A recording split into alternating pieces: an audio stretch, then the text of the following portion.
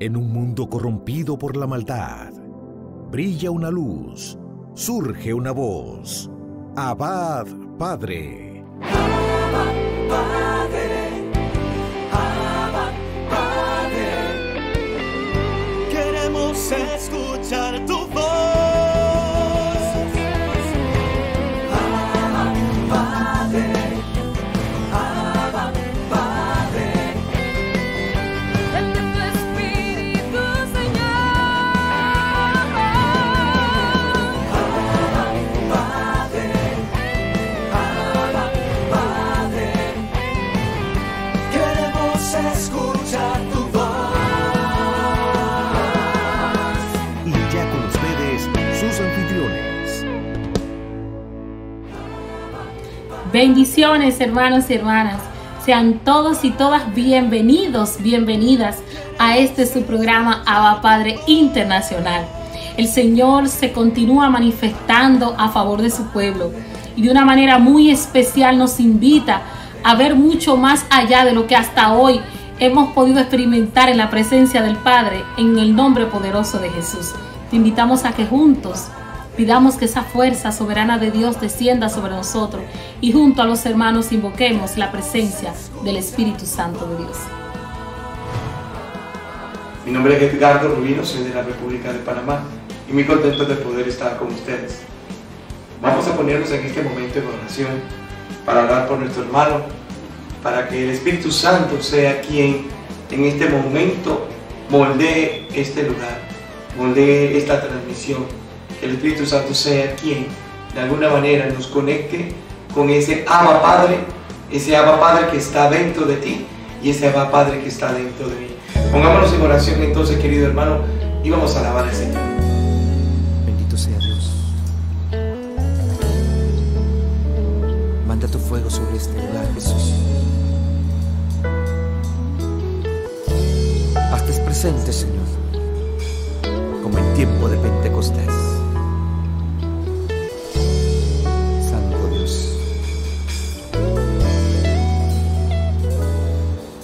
Cuando estoy sentado ante tu presencia, siento un fuego que me abraza en todo mi ser. Y tu espíritu me llena de tu gracia. Y solo queda levantar mis manos. Fuego que quema, fuego que abraza, que traspasa la frontera de mi alma. Fuego que quema, fuego que abraza.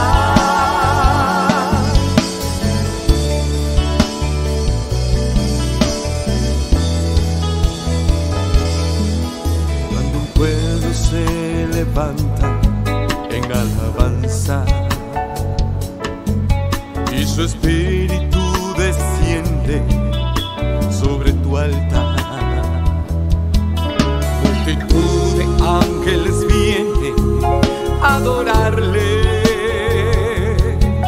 porque Cristo ha descendido en oración. Fuego que quema, fuego que abraza, que traspasa la frontera de mi alma.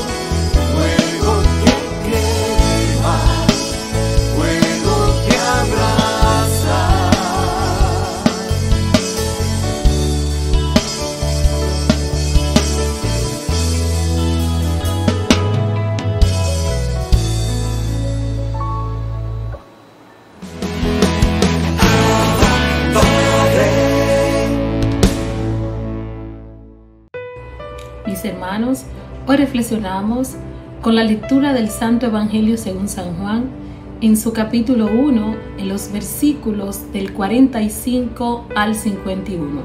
Y nos dice el Señor: Felipe se encontró con Natanael y le dijo: hemos hallado a aquel de quien escribió Moisés en la ley y también los profetas. Es Jesús, el hijo de José de Nazaret. Natanael le replicó: ¿puede salir algo bueno de Nazaret? Felipe le contestó: ven y verás. Cuando Jesús vio venir a Natanael, dijo de él: ahí viene un verdadero israelita. Este no sabría engañar. Natanael le preguntó: ¿cómo me conoces? Jesús le respondió: antes de que Felipe te llamara, cuando estabas bajo la higuera, yo te vi. Natanael exclamó: Maestro, tú eres el Hijo de Dios, tú eres el Rey de Israel. Jesús le dijo: ¿tú crees porque te dije que te vi bajo la higuera? Pero verás cosas aún mayores que estas.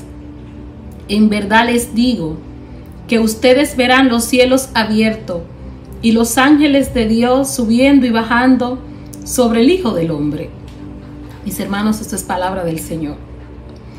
Qué maravilloso. Vamos a compartir una breve reflexión de este episodio que nos relata el evangelista San Juan, un evangelio sapiencial, donde San Juan nos muestra el encuentro entre Natanael y Jesús.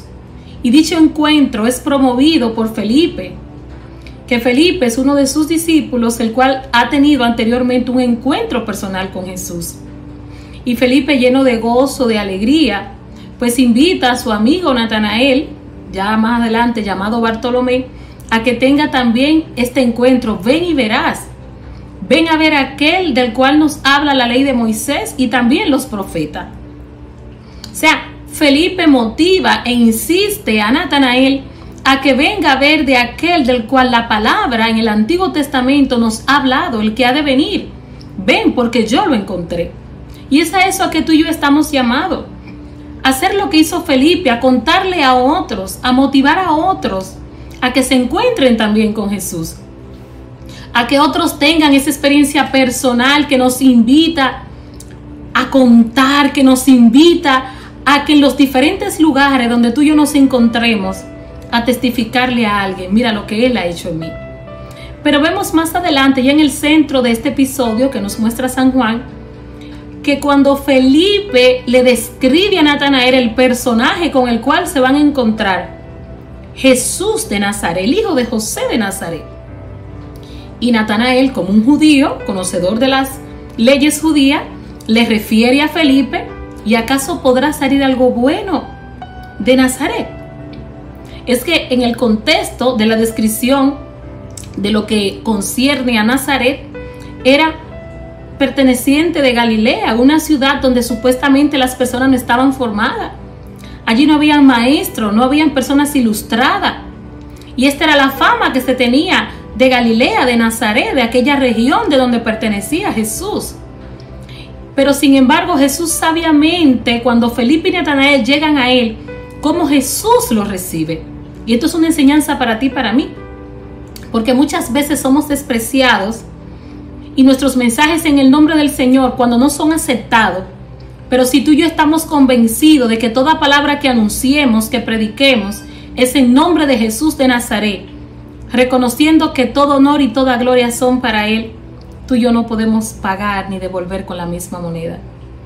Qué maravilloso cómo Jesús responde a Felipe y de esta respuesta a Natanael, hombre ilustre de Israel, incapaz de hacer algún mal. Y aquí se cumple lo que Jesús dice, que el mal se vence con el bien y que hagas con los demás lo que tú quieres que hagan contigo. Finaliza el Señor diciendo: en verdad os digo que verán cielos abiertos y los ángeles subir y bajar. Aquí se cumple un oráculo del Antiguo Testamento, Génesis capítulo 28, en los versos del 10 al 19. El episodio de Jacob cuando se enfrenta al ángel y tiene esta gran visión. Y te exhorto, hermano, Cristo es el nuevo Jacob. Cristo es el nuevo jefe de las 12 tribus de Israel. Y es por eso que Natanael lo describe con sus diferentes categorías, con las cuales más adelante vamos a ver que se refieren a él. Mesías, Rabí, Rey de Reyes, Hijo del Hombre. Este es el mismo Jesús al cual se refiere la palabra de Dios desde sus inicios, desde la concepción de la humanidad. Cristo ayer, Cristo hoy, Cristo Rey del universo. Y Él nos invita hoy a que tú y yo abramos nuestro corazón y que no creamos específicamente por lo que nuestros ojos carnales puedan ver, sino por lo que nuestro corazón es capaz de creer, porque Jesús es el Señor. Bendiciones, hermano.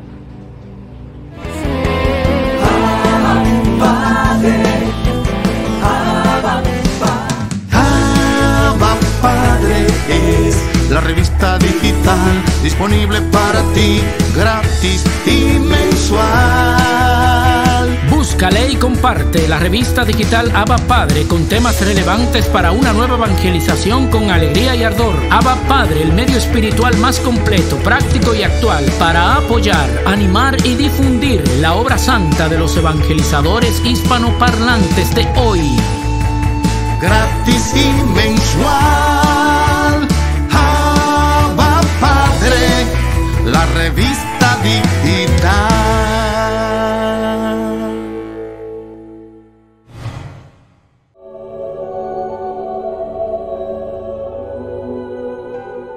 San Bartolomé Apóstol, siglo I. Bartolomé significa hijo de Ptolomé. A este santo, que fue uno de los 12 apóstoles de Jesucristo, lo pintaban los antiguos con la piel en sus brazos como quien lleva un abrigo, porque la tradición cuenta que su martirio consistió en que le arrancaron la piel de su cuerpo estando él aún vivo. Parece que Bartolomé es un sobrenombre o segundo nombre que le fue añadido a su antiguo nombre, que era Natanael, que significa regalo de Dios. Muchos autores creen que el personaje que el evangelista San Juan llama Natanael es el mismo que los otros evangelistas llaman Bartolomé, porque San Mateo, San Lucas y San Marcos, cuando sobrenombran al apóstol Felipe, le colocan como compañero a Bartolomé, y en cambio San Juan coloca como compañero de Felipe a Natanael. El día en que Natanael o Bartolomé se encontró por primera vez con Jesús fue para toda su vida una fecha memorable, totalmente inolvidable. El Evangelio de San Juan lo narra de la siguiente manera: Jesús se encontró con Felipe y le dijo: «Sígueme». Felipe se encontró con Natanael y le dijo: «Hemos encontrado a aquel a quien anunciaron Moisés y los profetas, es Jesús de Nazaret». Natanael le respondió: «¿Es que de Nazaret puede salir algo bueno?». Felipe le dijo: «Ven y verás». Vio Jesús que se acercaba a Natanael y dijo de él: «Ahí tienen un israelita de verdad, en quien no hay engaño». Natanael le preguntó: «¿Desde cuándo me conoces?». Le respondió Jesús: «Antes de que Felipe te llamara, cuando tú estabas allá debajo del árbol, yo te vi». Le respondió Natanael: «Maestro, tú eres el Hijo de Dios, tú eres el Rey de Israel». Jesús le contestó: «Por haberte dicho que te vi debajo del árbol, ¿crees? Te aseguro que verás a los ángeles del cielo subir y bajar alrededor del Hijo del Hombre». Juan capítulo 1, versículos 43 al 51. Felipe, lo primero que hizo al experimentar el enorme gozo de ser discípulo de Jesús fue invitar a un gran amigo a que lo hiciera, seguir a Jesucristo, el excelente Maestro.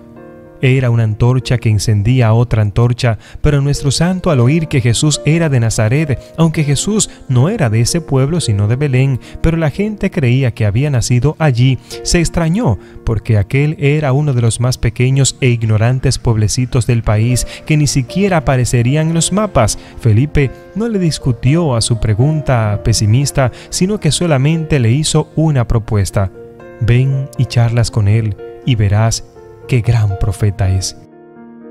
Y tan pronto como Jesús vio que nuestro santo se le acercaba, dijo de él un elogio que cualquiera de nosotros envidiaría: «Este sí que es un verdadero israelita, en el cual no hay engaño». El joven discípulo se admirará y le preguntará desde cuándo lo conoce. y el divino maestro le añade algo que lo va a conmover. Allá debajo de un árbol estabas pensando qué sería de tu vida futura. Pensabas, ¿qué querrá Dios que yo sea y que yo haga? Cuando estabas allá en los pensamientos, yo te estaba observando y viendo lo que pensabas. Aquella revelación lo impresionó profundamente y lo convenció de que sí, este era el verdadero profeta y un gran amigo de Dios, y exclamó: Maestro, tú eres el Hijo de Dios, tú eres el Rey de Israel.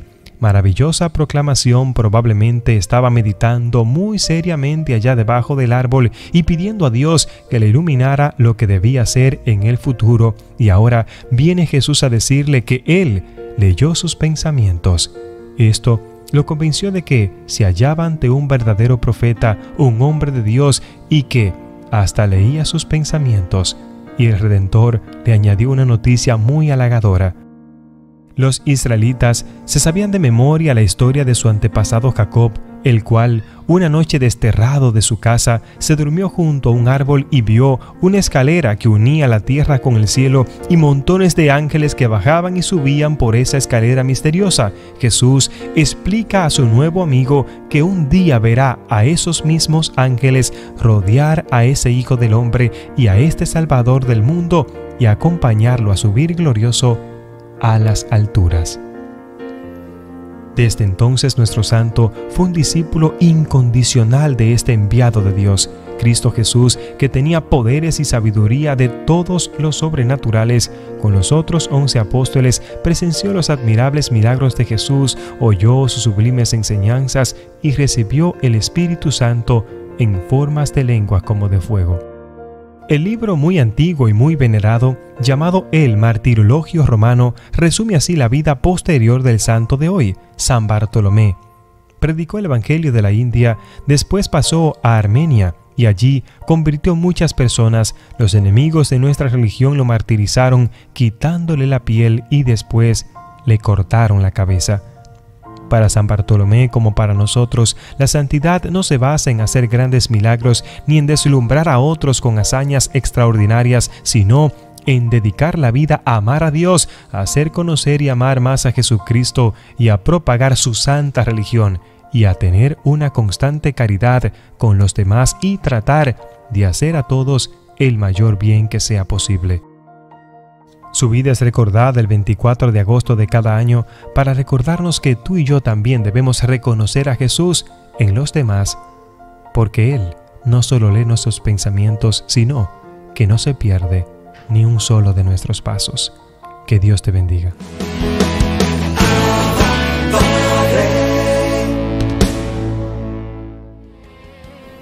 Un abrazo de gloria, un abrazo de bendición para todos ustedes.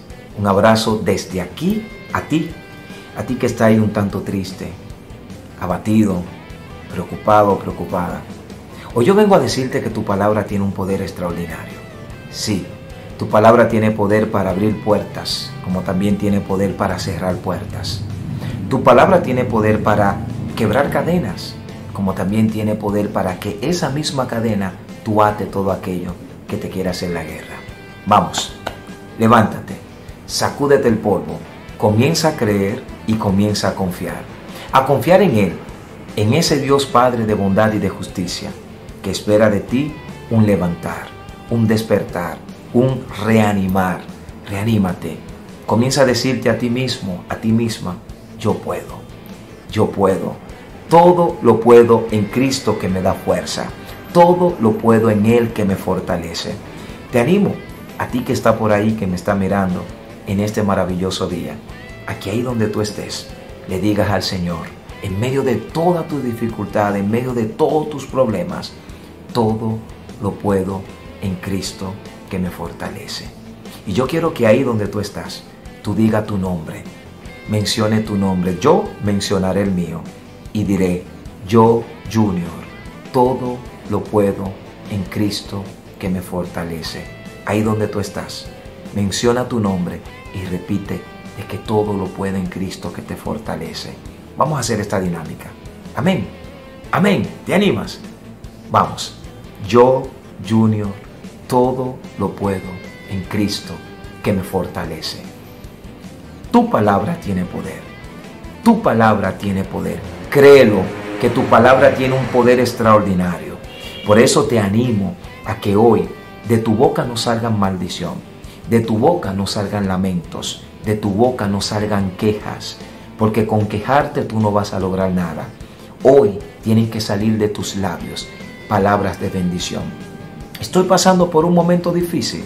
Comienza a decir, ese momento difícil a mi vida traerá una bendición.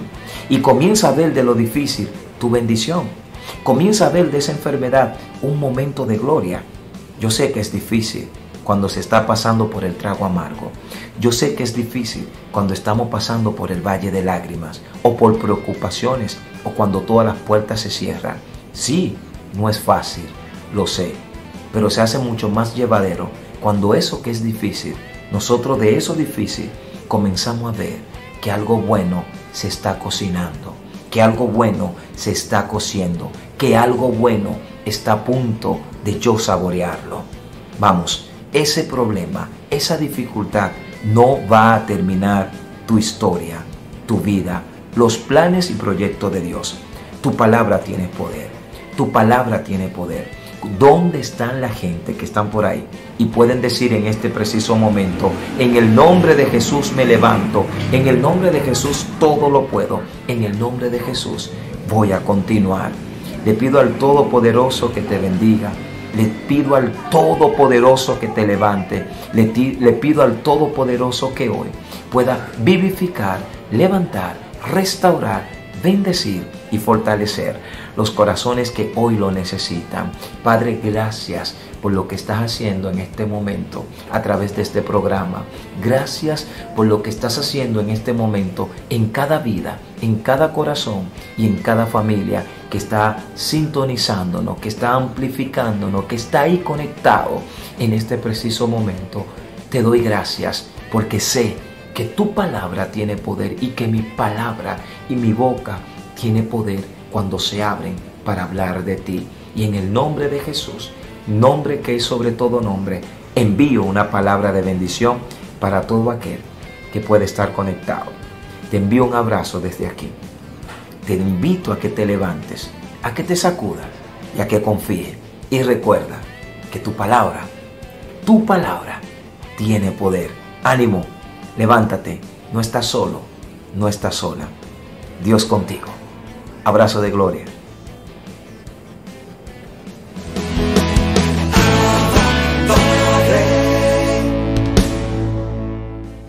Iniciamos nuestro nuevo segmento de Momentos de Teología.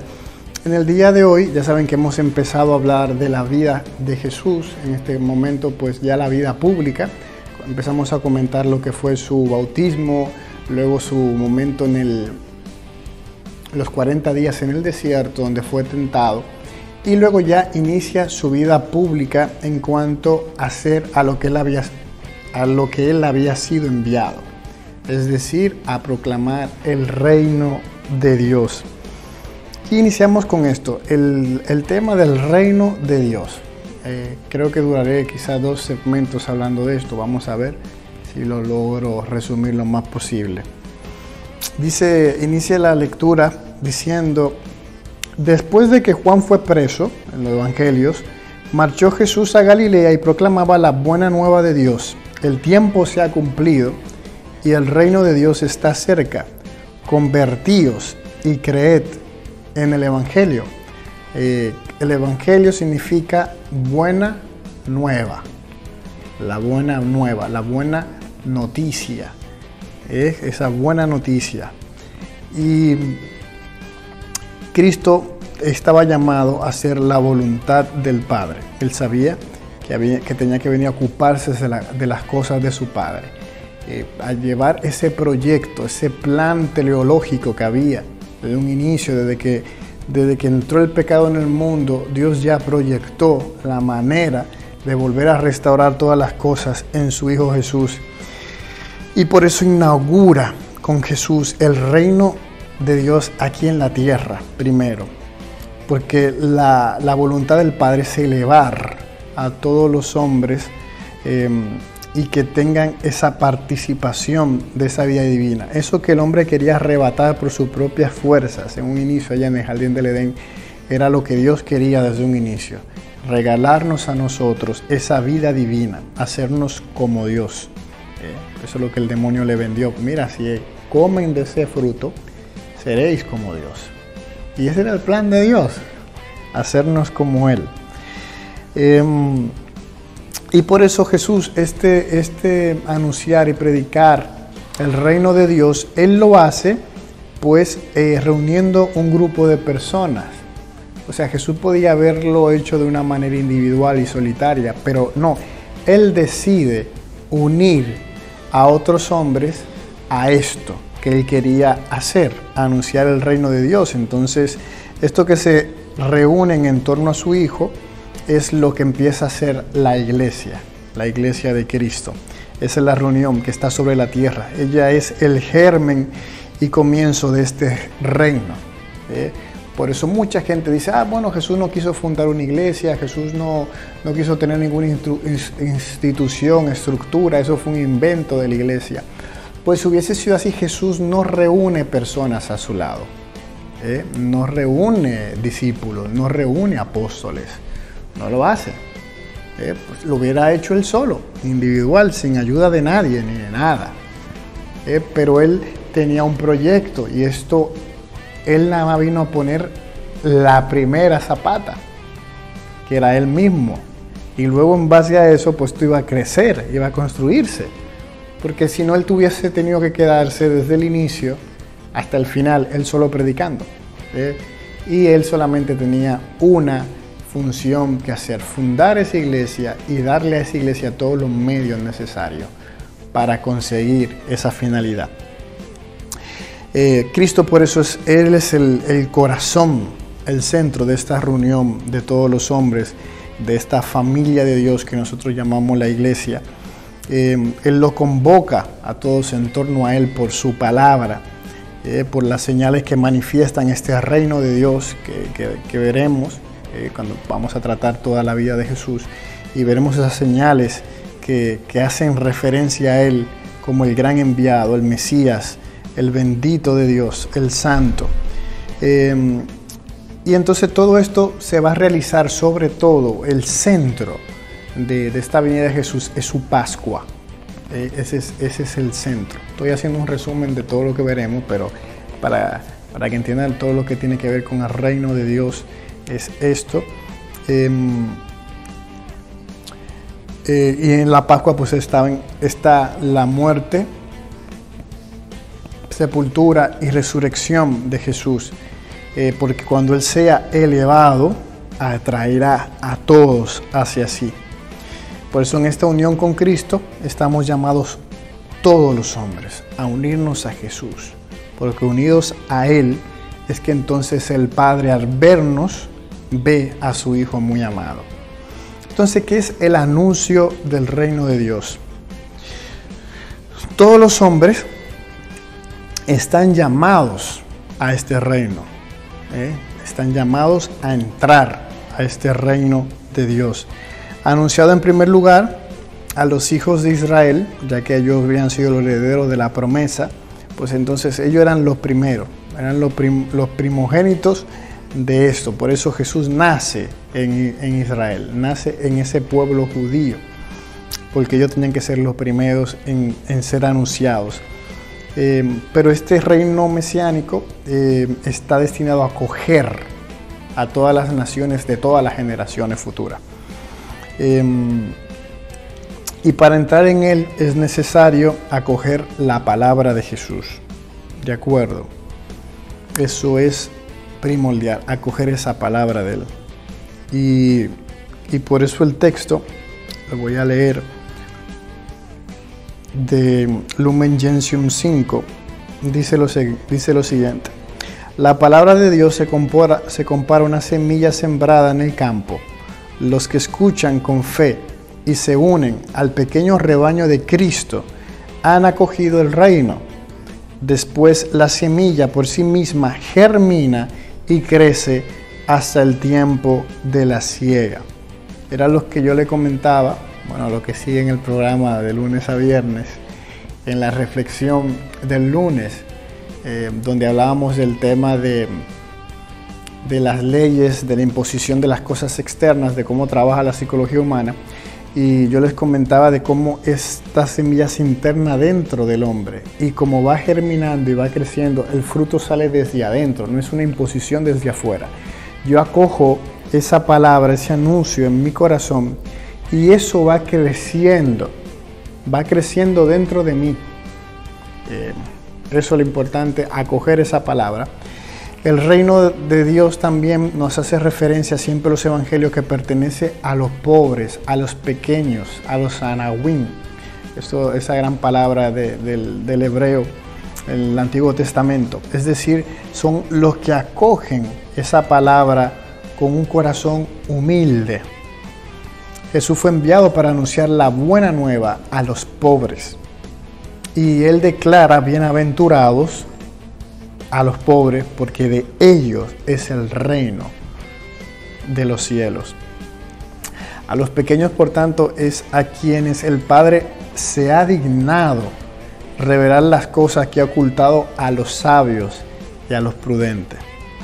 Por eso normalmente, y muchos critican eso, dicen que los que entran a la iglesia son los ignorantes, las personas que no son de mucho estudio, las personas que siempre son pobres, llenos de problemas, son los que creen por su misma condición de pobreza, de necesitar a dónde mirar, hacia arriba, tal. Es el típico argumento que utilizan los que se creen sabios, los que se creen entendidos, los que se creen poderosos.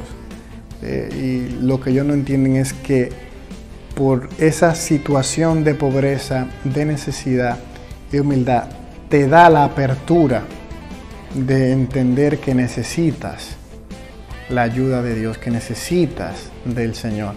El que se cree superior, que se cree fuerte, el que se cree que no necesita de nada ni de nadie, pues no necesita a Dios. Entonces ni siquiera se lo plantea eso. Y cuando la semilla quiere ser implantada en él, Él pone una barrera que no permite que esa semilla penetre en su corazón y le permita conocer esto que Él desconoce, el gozo de saberse amado por todo un Dios que ha venido a la tierra para salvarlo y hacerlo igual a Él. Jesús desde siempre, desde el pesebre hasta la cruz, comparte la vida de los pobres. Él conoce lo que es pasar hambre, Él conoce lo que es pasar sed, la privación, hasta no tener dónde reclinar la cabeza. Y más aún, Él se identifica con los pobres de todos los niveles. Él hace amor activo hacia ellos y por eso dice que hay que practicar eso con lo pobre, ayudarlo de una manera activa, porque es una condición para entrar al reino de los cielos, o sea, condolerse de la necesidad de los más necesitados, porque al más pequeño de ellos, a quien uno le haga una caridad, pues es a Él mismo que se lo estamos haciendo. Y por eso Jesús invita a los pecadores al banquete del reino. No he venido a llamar a los justos, sino a los pecadores. Les invita a la conversión a los pecadores, sin la cual no se puede entrar al reino de los cielos. Él te invoca, te invita y te llama a un cambio de vida para entrar en el reino, pero les muestra de palabra y con hechos la misericordia sin límite de su Padre hacia ellos y la inmensa alegría del cielo por un solo pecador que se convierta. La prueba suprema de este amor será el sacrificio de la propia vida que Él hará para la remisión de los pecados. Jesús llama a entrar al reino de los cielos a través de parábolas. Ya habíamos tocado algunas parábolas en las reflexiones diarias del momento reflexión diaria. Saben que dentro del programa siempre hacemos una reflexión de la lectura bíblica y estuvimos hace semanas tratando prácticamente todas las parábolas del Evangelio según San Mateo. Por medio de ellas, él invita a ese banquete del reino, pero también exige una elección radical para alcanzar el reino. Es necesario darlo todo. Las palabras nos bastan. No basta nada más decirlo de palabras, también hacen falta obras. Las parábolas son como un espejo del hombre. Acoge la palabra como un suelo duro o como una buena tierra. ¿Qué hace la gente con los talentos recibidos? Jesús y la presencia del reino en este mundo están secretamente en el corazón de las parábolas. Es preciso entrar en el reino, es decir, hacerse discípulo de Cristo para conocer los misterios del reino de los cielos, para que los que están fuera de este rebaño de Jesús, la enseñanza de la parábola es algo enigmático, como parece que le pasaba a los fariseos y saduceos que no le entendían.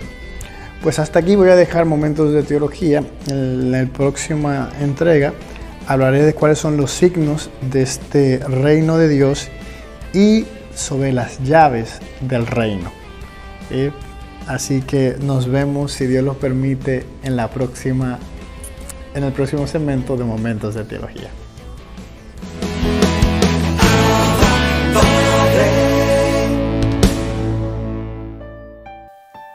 Qué alegría, amadísimos hermanos, y a toda la teleaudiencia de Abba Padre Internacional. Ahí ese equipo, Luis Espinal y toda la gran familia en la República Dominicana y el mundo entero. Pues es una alegría compartir nuevamente esta cápsula de Bajo el Manto de María. Hoy el Señor quiere hablarnos a nuestros corazones, ya que la visita es una oración y una oración se puede convertir en una visita. Dios le había dado el saludo a la Santísima Virgen María y ella ha respondido. Dios le ha preguntado pidiendo su permiso y ella ha contestado. Pues bien, para ayudarla en esa respuesta, el ángel del Señor le presentó a la Santísima Virgen María un signo. La misma Isabel, tu pariente, ha concebido en su vejez un hijo y está en el 6º mes, la estéril, porque nada hay imposible para Dios. Lucas capítulo 1, 36, 37. Un signo misterioso. También otra mujer ha concebido bajo el misterio de Dios, su prima Isabel. Esos planes salvadores de Dios también la involucran a ella. Y María no ha pedido la señal, pero la acepta. Le basta la palabra de Dios, pues recibe la señal de su parienta. Por eso, después que ha respondido a la pregunta y al deseo de su Dios, en Lucas 1:38, ella se pone en marcha hacia la casa de su prima Isabel. Lucas 1:39. María ha respondido a Dios poniéndose en sus manos. Por eso ella ya no puede vivir para sí misma. Se ha entregado a Dios y es el ejemplo que nos da a cada uno de nosotros. Después de recibir al Señor, tenemos un llamado a entregarnos a Él. Eso hizo la Santísima Virgen María. Había recibido un signo y quiere interpretarlo en clave de alabanza abierta. Ha encontrado la verdad de Dios. Y en Dios se descubre la verdad y los problemas de los otros. ¿Por qué? Porque entonces María tuvo que dejarlo todo. Y levantándose fue con presteza a la región de la montaña, a una ciudad de Judá donde habitaba su pariente. O sea, ella no pudo quedarse sola en Nazaret, rumiando en un aislamiento las palabras del Altísimo. No, ella tenía que decirla, ella tenía que compartirla con otros. Ciertamente, ella no se puede quedar en el nivel de las palabras exteriores, sino que va a compartir su experiencia y lo va a compartir con otra mujer que le entiende. La misma voz de Dios ha ayudado a descubrir esta mujer al presentarle el signo de Isabel. Y lógicamente, María se ha puesto en camino. Se acerca a la ciudad de su pariente para compartir con ella la riqueza de su nueva palabra, la riqueza de la vivencia de Cristo que se acerca. Fue una visita de oración, una visita sin fines de carácter egoísta. No era ver lo que iba a sacar. María fue a ver lo que iba a dar a través de su vida de oración, de su compartir. Una oración ante el gesto de María, porque se podía recrear en el camino las palabras del ángel, la presencia de su Dios y su misterio. Y así avanzaba María, convirtiéndose su viaje en una peregrinación, porque el mismo Dios iba en sus entrañas como santuario de la nueva alianza. Ella buscó algo en esa otra mujer, una experiencia cercana a la madre del profeta, para conversar con ella orando la cercanía de Dios. Una visita que se convierte en oración, una oración que es visita. Y es lo que estamos llamados nosotros, cuando llevamos a Dios, que nuestra visita se convierta en oración y que nuestra oración geste una visita en la caridad fraterna. Así que volvemos a encontrarnos próximamente en esta cápsula bajo el manto de María. Quedan ustedes en la paz que solo Dios sabe dar y arropados y cuidados por aquella mujer del Fiat, aquella mujer de pies pronto y misioneros, aquella mujer que llevaba en sus entrañas la vida, aquella mujer cuya vida se convirtió en toda una alabanza a la gloria eterna de Dios. Bendiciones.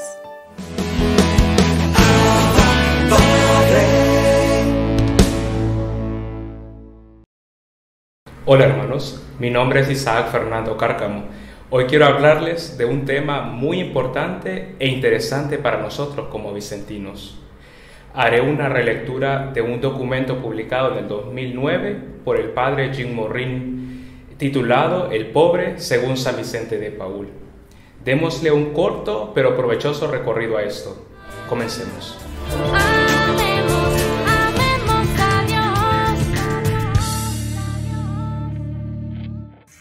El autor de este documento quiere exponer 3 maneras por las que San Vicente se encontró y sirvió a los pobres.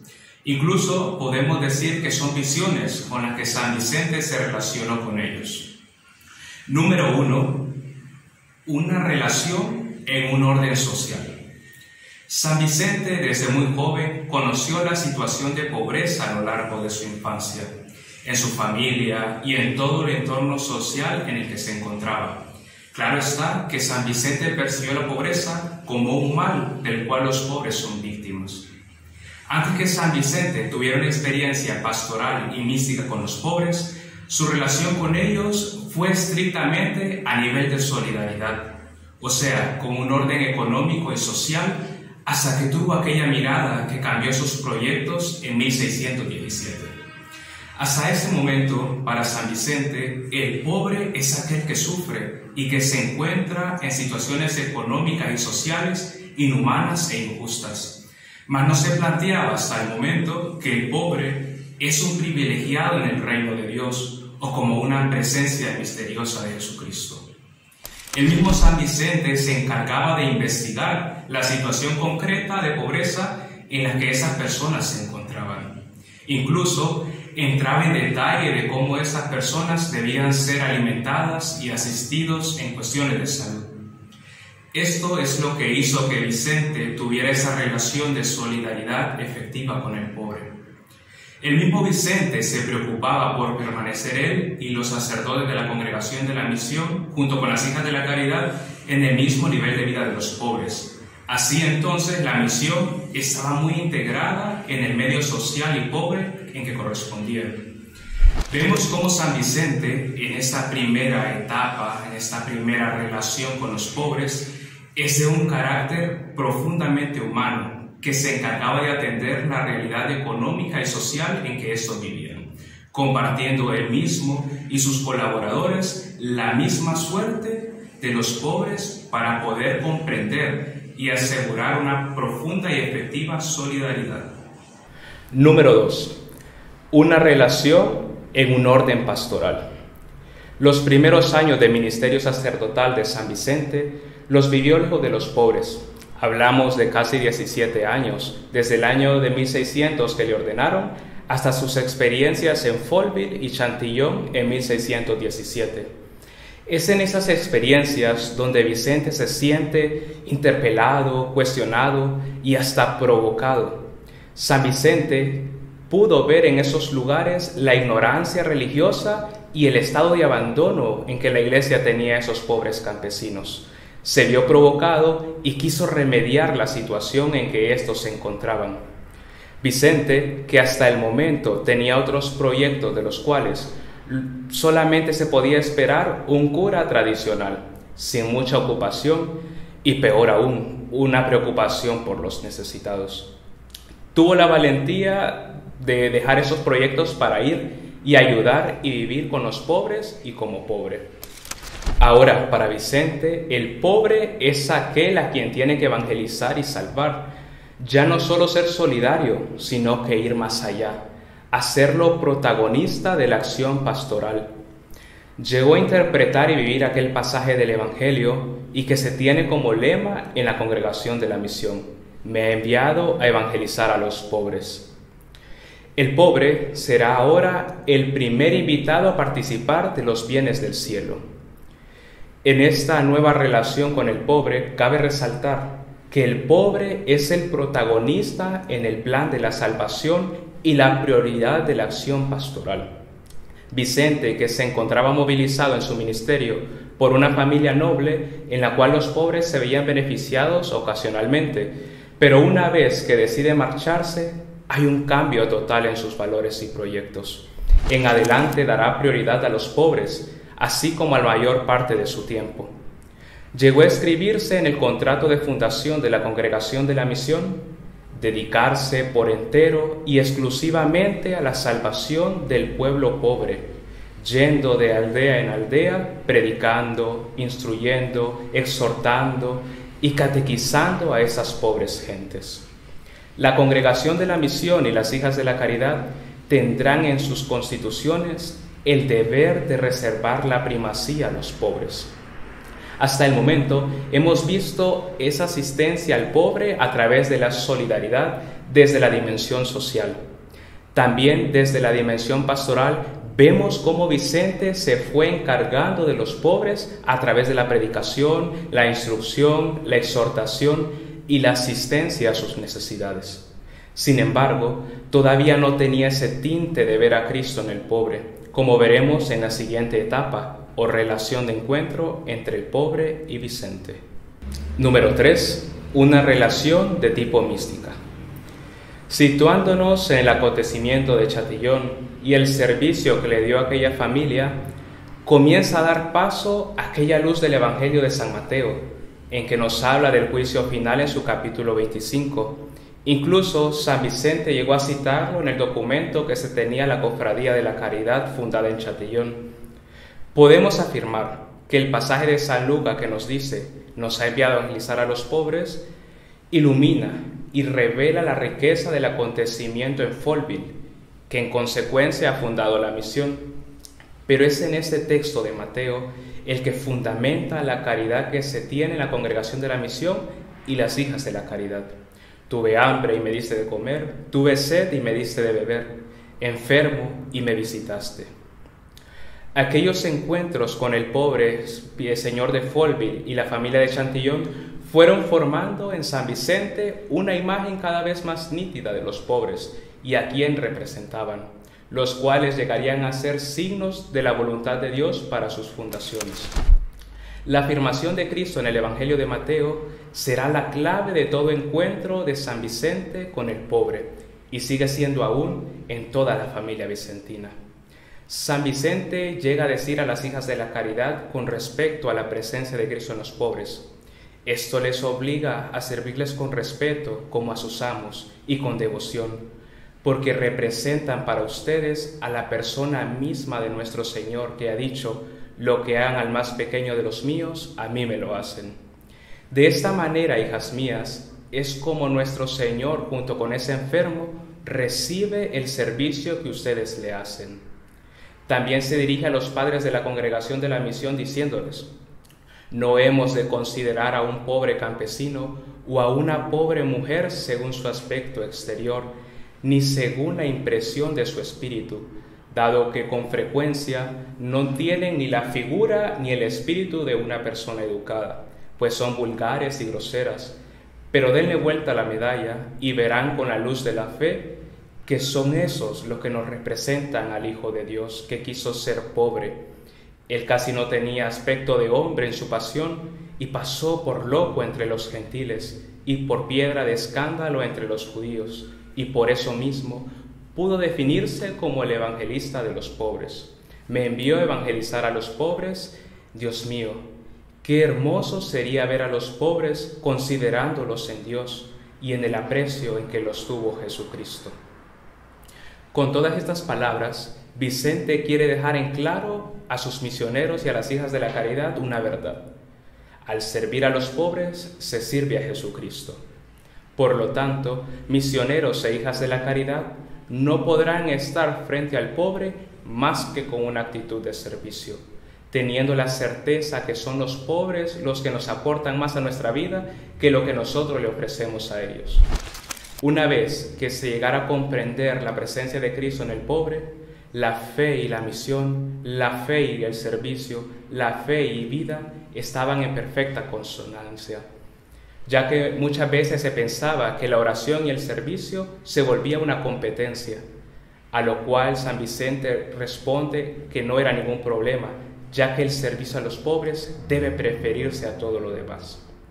Llegó a decirle a las hijas de la caridad: pueden incluso dejar de oír misa, ya sea un día de fiesta, en caso de que haya una necesidad. Así son ustedes fieles a las reglas, porque la obediencia es considerada por Dios como un sacrificio, y es a Dios, hijas mías, a quien quieren servir.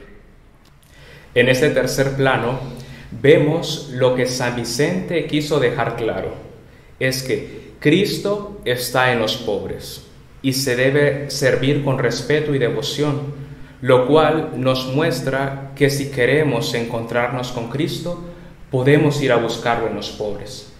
Estas tres relaciones que hemos visto, social, pastoral y mística, nos hacen ver cómo debe realizarse nuestra acción de servicio, dando una respuesta efectiva a las exigencias de la pobreza de hoy. Que sea San Vicente el que nos inspire a responder con agrado a la llamada de Cristo que está sufriendo en las calles, cárceles, hospitales y muchos lugares más. Que San Vicente nos inspire y nos ayude para poder servir con efectividad y amor. Espero que esto haya sido de mucho provecho. Nos vemos en una próxima ocasión.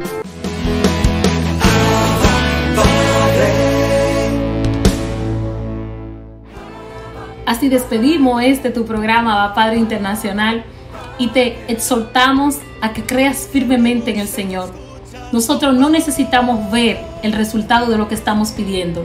Es que ya estamos convencidos de que todo lo que pedimos en el nombre de Jesús de Nazaret es posible y será conforme a la voluntad de Dios para con cada uno de nosotros. Hasta la próxima. Bendiciones, hermanos y hermanas. Queremos escuchar tu